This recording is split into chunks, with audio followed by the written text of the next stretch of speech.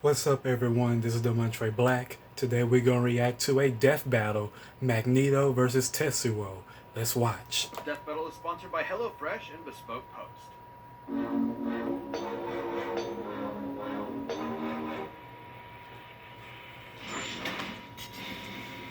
Magneto, Marvel's mutant master of magnetism. Tetsuo Shima, Akira's telekinetic terror of Neo-Tokyo. These two maestros of kinesis have ignited revolution not just in their worlds, but also the very mediums they exist within. He's Wiz and I'm Boomstick. And it's our job to analyze their weapons, armor, and skills to find out who would win a death battle. In the short duration of modern civilization, likely no conflict tested humanity more than the Second World War. In the primary Marvel 616 universe, this fact is no different, especially to the Eisenhart family and their only son. You may know him as Magnus, Eric, or Max, but if you ask him, he'd say his true name is Magneto. As a Jewish child in Nazi Germany, Magneto's early life was, well, extremely traumatic. Even after eventually escaping certain death with his future wife, misfortune always followed wherever he went. Thanks to his unexpected mutation called the X gene, the mark of a superhuman. After settling down in Russia with his new family, the KGB quickly found out about this quirk, so they burned his house down with his own daughter inside. Naturally, he snapped and killed them all. I don't blame him. I'd do that too. Too bad his wife didn't get it and ditched him, though. But that's when Magneto made a choice. Since humans hurt him his entire life, he'd do the same to them in the name of mutants everywhere. At first, Magneto turned to the telepathic powerhouse Charles Xavier and his fledgling team of heroes. But his new friend wasn't thrilled with the idea of, subjugating the human race. So, Magneto formed his own team of mutants, the Brotherhood. Magneto can telekinetically move, bend, and reshape any metal he's aware of. Bullets, vehicles, buildings, you name it. Even himself when he manipulates his personal magnetic field for flight and energy barriers. Magnetokinesis is far more versatile than it would appear at first glance. The blood in your body has iron in it.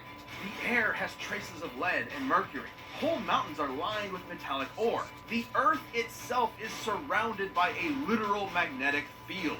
So many toys for Maggie to play with. He can detect magnetic fields at such a huge range, he can even pinpoint Earth's magnetic rays while stranded on a planet in another galaxy. And guess what? He was able to use those rays to pull himself back to Earth in a single day. His range is even more remarkable than that. Did you know that in 1820, physicist Hans Christian Ørsted discovered that electric currents, like those of electrons and protons and atoms, produce their own magnetic fields? Magneto can fine-tune his control to affect these very subatomic particles. Dummy here will illustrate such a particle, with positively charged protons and negative electrons. My life is as meaningless as an atom is small. So what you're saying is Magneto could, like, yank one of those out. Correct, potentially changing an atom's entire chemical makeup. However, neutrons do not have a charge, and without the ability to adjust those to accommodate the change in atomic mass, the atom would become unstable and... Finally! do that. Magneto's violent protest against humankind clashed with Xavier's peaceful reconciliation, not unlike the ideologies taught by Malcolm X and Dr. King, by whom Stan Lee and Jack Kirby were inspired. Magneto would spend most of his career pushing Xavier away to prove his philosophy superior, which meant doing battle with Xavier's school of thought, quite literally. And Baldy's mind powers are no joke, but thanks to Magneto's psionic repelling helmet, Professor X couldn't touch him. Magneto survived Cyclops' earth-splitting lasers, absorbed the power of the sun to battle Iron Man, ripped the adamantium skeleton out of Wolverine's body, and even taken on Hercules himself. You know, the Greek legend, Zero to Hero, the guy who held up the skies of Olympus for Atlas? That Hercules. Seems sensible. Magneto once used the Earth's magnetic field to overwhelm the Phoenix Force, which can effortlessly destroy planets, let alone far more. Hell, if he really wanted to, Magneto could totally just fling the Earth up its axis. It's entirely possible he may have eventually resorted to just that. Over time, it became clear Magneto's war was doing far more harm than good for his fellow mutants, however well-intentioned he may have been at first. Luckily, he later realized he was going a bit overboard and began reevaluating his perspective.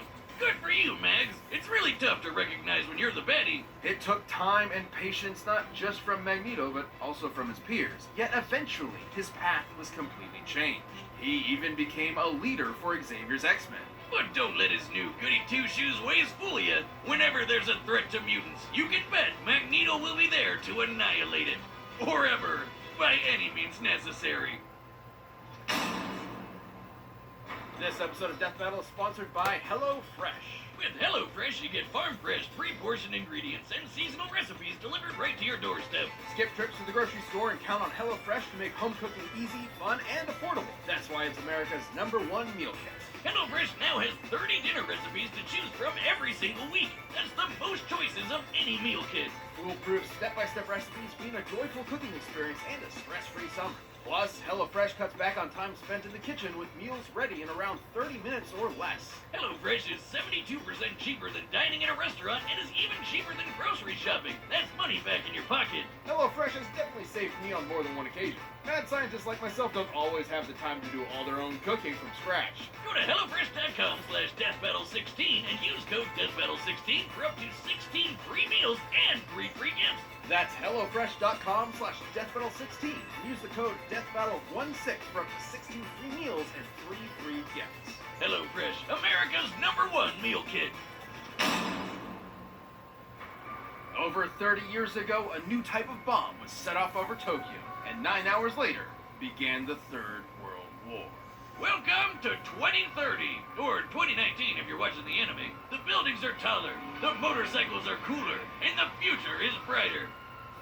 Oh, wait, not really. If you find yourself in the Capsule Gang, you'll meet Shotaro Kaneda, who's like your textbook anime Chad. Gets the ladies, beats the baddies, and cops the sweetest rigs. Man, I need to get me one of those. And then there's the little brother of the group, Kaneda's best friend, Tetsuo Shima.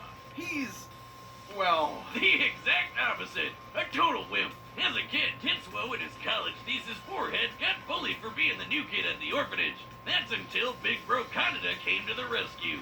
eventually the two went to vocational school together and formed the Capsules. But Tetsuo was never satisfied with Kaneda being the leader of the pack.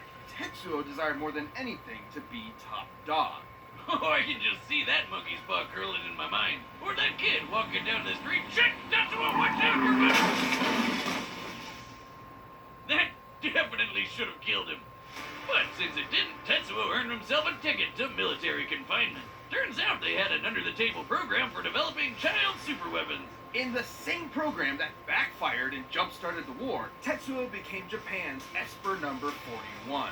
He may not have been a natural with bikes, baddies, or babes, but this telekinesis stuff hit different. He walked out of that hospital ward effortlessly flying, reading minds, and blending people into strawberry jelly. Tetsuo got what he wanted.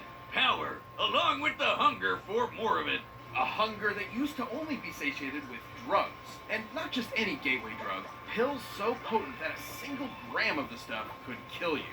So, pretty bad. Kinda reminds me of college days, huh? Snow wizard. Tetsuo's main ability is his constantly increasing psionic energy, growing more and more powerful over time. This is due to Tetsuo's link to, quote, the memories of the universe, end quote. It's weird.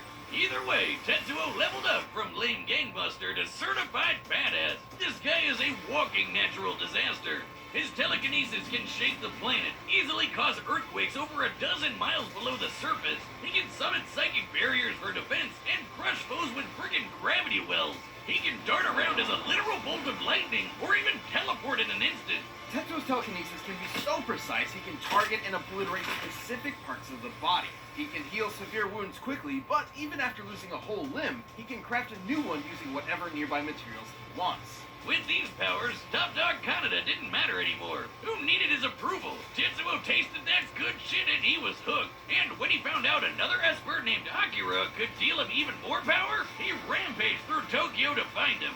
And this is where versions of the story differ. Ahem. Boilers ahoy! You may be familiar with the 1988 animation, where Akira had been dissected for research. However, in the original manga, Akira is not only alive, but even more powerful. Once that little runt nuked Tokyo, Tetsuo would erect the Great Tokyo Empire with Akira and himself as its leaders. But he ended up just abusing the position for endless sex and inflating his ego. With Kanada's rebellion at his front door, Tetsuo took a turn for the worse. He had to fight. Tetsuo's defeated other powerful espers, dodged light-speed lasers, and jumped to the moon faster than anyone could blink, and then punched a big old hole in it. And if you ask, Boomstick, wouldn't that mess up gravity on Earth? You would be right, because it totally did. Screwed the planet, I guess. Stupid moon. Which brings us to Tetsuo's folly. His abuse of his powers spiraled until he lost control. Unfortunately for Kanada's rebellion, this did not make Tetsuo an easier enemy to confront.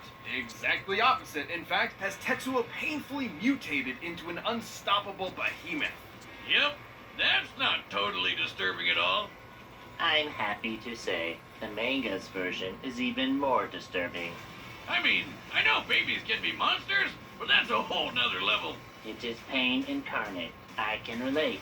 Another Esper described Tetsuo's struggle as ego death, which has multiple definitions, but in this case is likely symbolic of the version attributed to drug use. Yeah, it's described as a shedding of one's own identity, like how LSD can emulate a wild out-of-body experience, and you come back with a new perspective. Though this is maybe a little more extreme. In fact, you could say Tetsuo was shedding his human body to play with the powers of a god. I wish I could shed out of my body. But in this case, Tetsuo going full out of body meant becoming a mound of raw, ever-expanding energy. Which almost nuked Tokyo all over again. And those explosions are not normal. I would know. Top scientists in both the manga and animated versions describe these explosions as births of a new universe. Given its properties of nuclear fusion and proton collapse, Tetsuo's mutated form was likely creating a Big Bang. You know, the thing that started our whole universe? Right. In the manga, it instead ended the Espers and their abilities once and for all. A testament that humankind is unsuited to wield the powers of the divine. Though the anime's even more trippy. Thanks to Akira and his buddies, Tetsuo got so high on ego death, he ascended time-space to become god of a new universe. Kinda worth it, right? And yet, Kanada kept his empire up in his honor, now as the Great Akira Empire. Ironically, in death, Tetsuo finally received the attention he so desperately craved.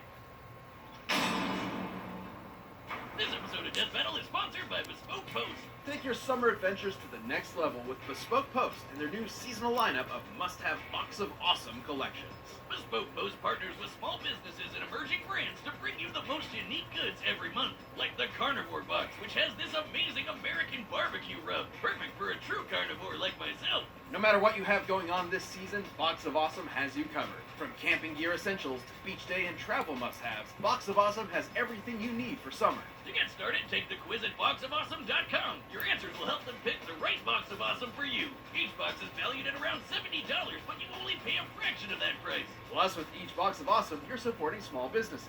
90% of everything that comes in your Box of Awesome is from a small up-and-coming brand. It's free to sign up, and you can skip a month or cancel anytime. Get 20% off your first monthly box when you sign up at boxofawesome.com and enter the code DEATHBATTLE at checkout. That's boxofawesome.com, code DEATHBATTLE for 20% off your first box. Boxofawesome.com, code DEATHBATTLE. All right, the combatants are set. We've run the data through all possibilities. It's time for a death battle!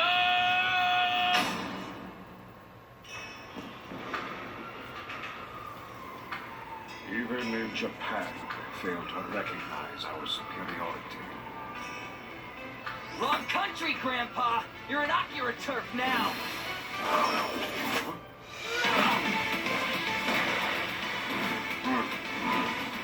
You're dead meat!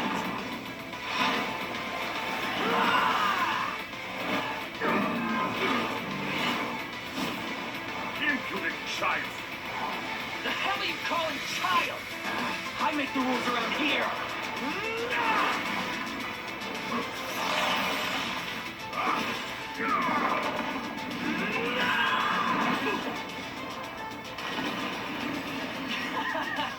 You're wasting my time.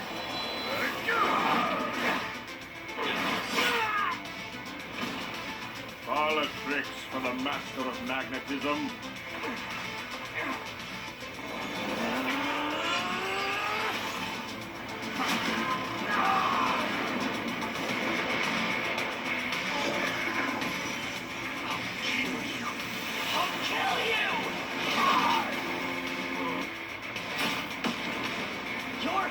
angry scumbag!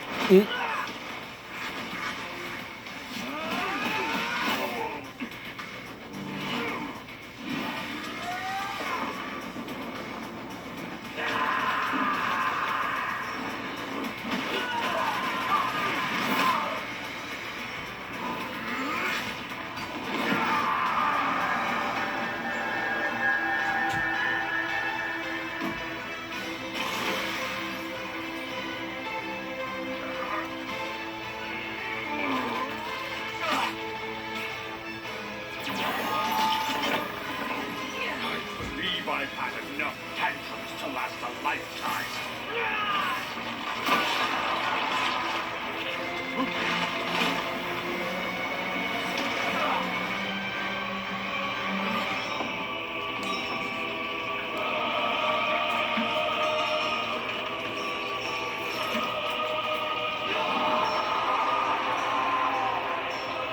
Listen, come handle the controls here to not die! Hurts. Help me.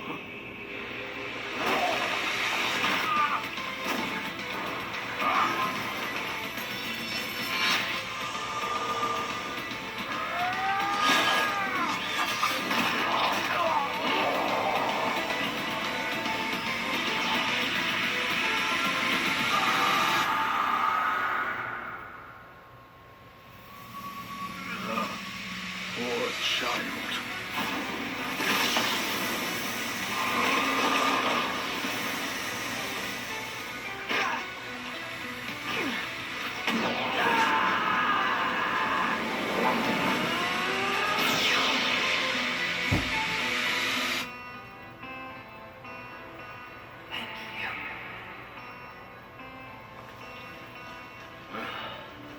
You are welcome.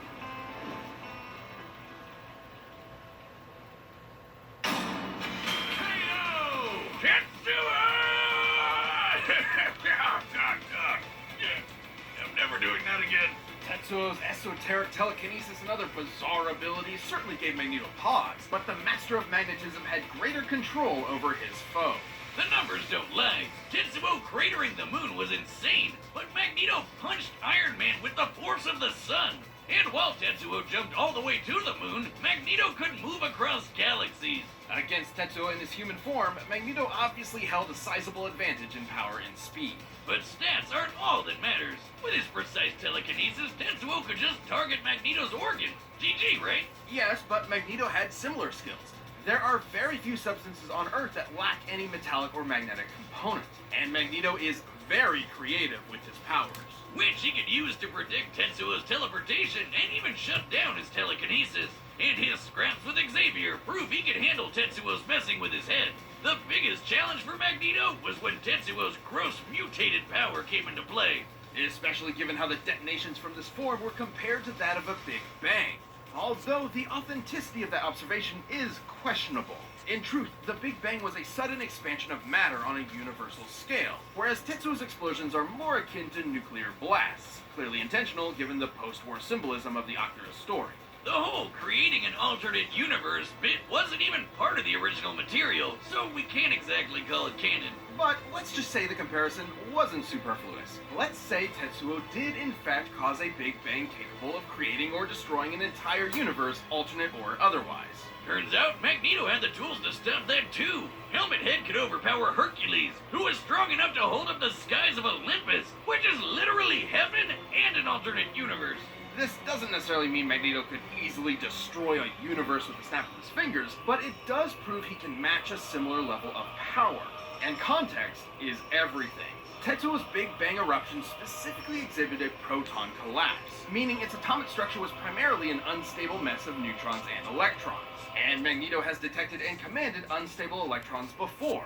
This means Magneto had every means available to take control over this Big Bang.